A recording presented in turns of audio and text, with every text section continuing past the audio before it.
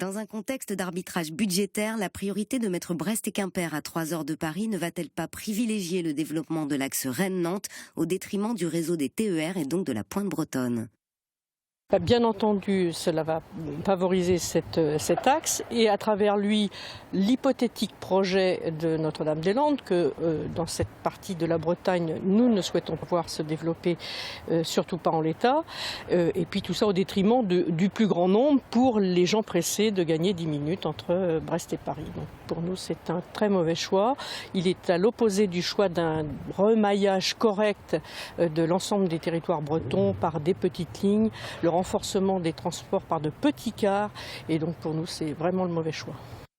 En 5 ans, quelle part d'énergie renouvelable souhaitez-vous atteindre en Bretagne ? Si on était vraiment aussi utopiste qu'on voudrait l'être, on dirait supprimons toutes les énergies polluantes. On souhaite bien sûr voir se développer les éoliennes qui pour moi ne sont pas du tout un problème dans le paysage, dans une région où on avait l'habitude de voir des moulins. Bien entendu, on souhaite soutenir aussi toutes les recherches sur les énergies marines dont nous parlerons très prochainement à Brest. Et puis le solaire, parce que vous voyez, en Bretagne, il fait toujours beau, ou presque.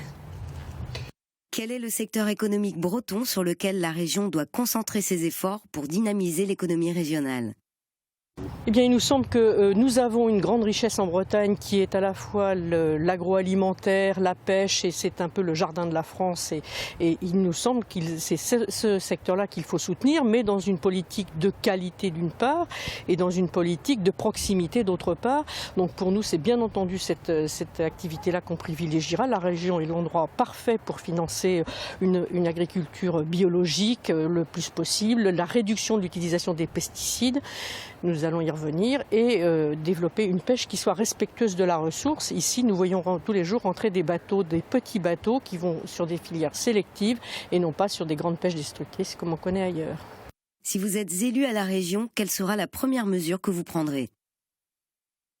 La même que j'aurais prise si j'avais été élu député, à savoir que je programmerai un grand plan d'évaluation de l'état sanitaire de la population agricole et des gens qui vivent en milieu rural.